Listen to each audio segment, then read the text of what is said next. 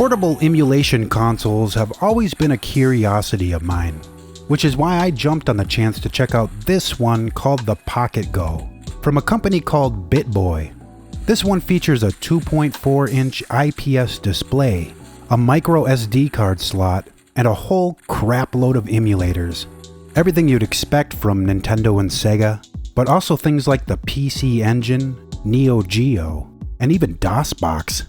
Heck yeah, DOS games in your pocket on the go.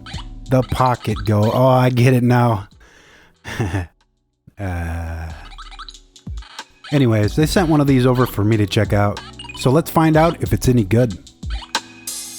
So this here is exactly as I received it. It was shipped to me from Amazon, so it's got the FBA sticker. Got the precision fork here, so let's get this open. Inside the box, we have another box. Kinda plain looking, but whatever. Inside this box, we have the console in a protective bag, some styrofoam, more cardboard, and a little bubble wrap baggie with some stuff in it. Here we have a little instruction sheet with surprisingly good English on it, and some other stuff. Let's see what's in here. So here we have a micro SD card reader. Good to have. Also, we've got some buttons in here. I guess what these are for, if you want the Super Famicom button colors on the console, they give you these so that you can open up and swap the buttons out if you want. Now this is kind of interesting that they'd include these. I know so many dudes that if they opened up the console, it'd never work right again. You also get a micro USB cable to charge this guy. They claim it's a 1000 milliamp hour battery, so it should give you some good playtime. Alright, so let's look at the console. Let's see what this is like. Nice little piece of plastic to protect the screen and shipping. Ooh, yeah. The D-pad feels alright. There's a slight curve in it to sit a little better on your thumb. The start and select buttons are below the D-pad. These two buttons have micro switches in them to give them that satisfying click. The main buttons are okay. They're curved on the edges so that they won't give you blisters. They don't feel exceptionally good, but they work. They're fine. It's got shoulder buttons too. They kind of remind me of the PSP. They seem good. When it comes to the ports on top, you've got a micro SD card slot. Mine was populated with an 8GB card, which I might add it's tough to get the card out without a tool.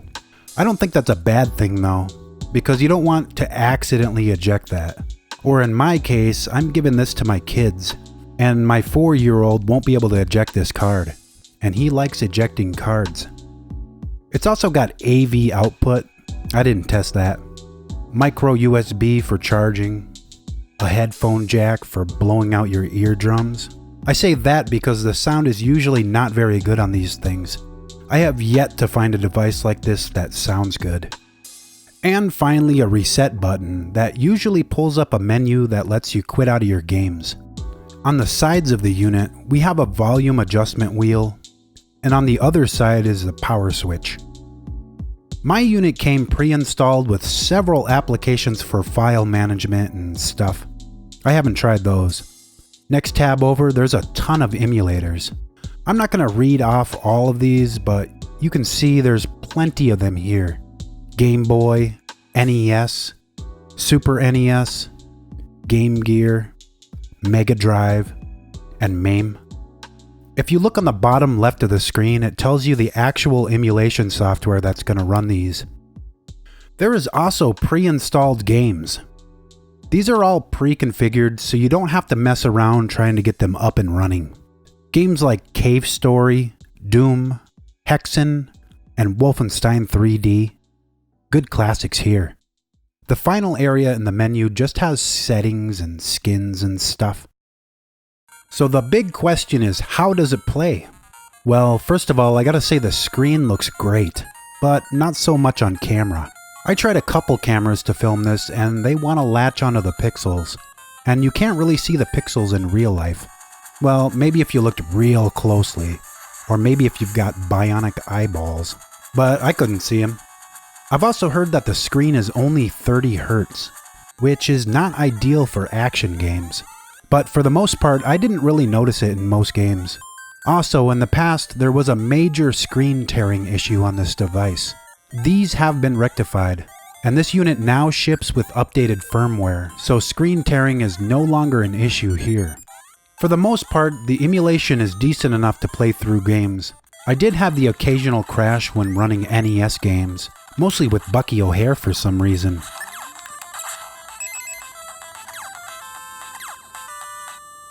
I also had some speed issues when playing the more advanced Super Nintendo games.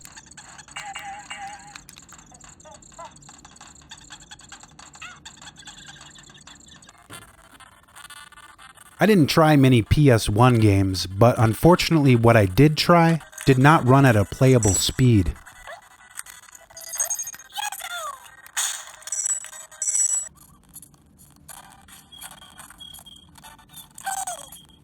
This is a good unit to play your Marios and your Sonics. For the most part, all of the most well-known stuff works great.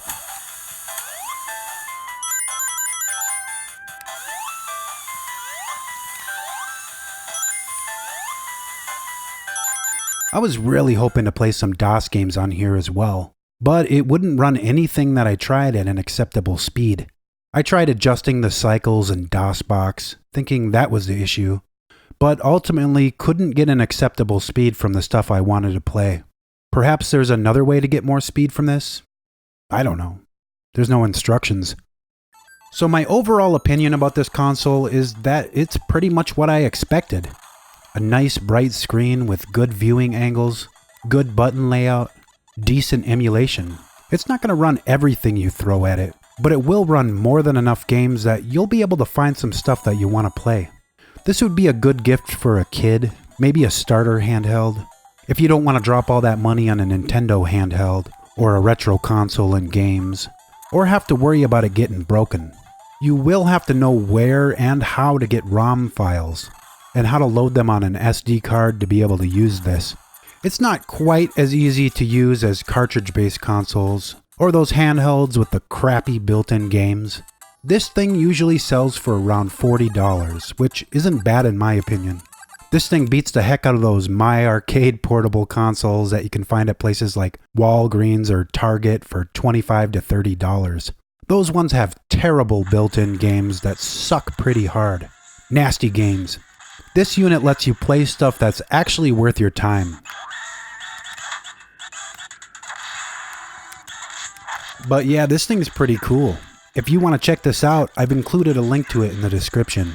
Thanks for watching, guys, and I'll see you next week with a new video.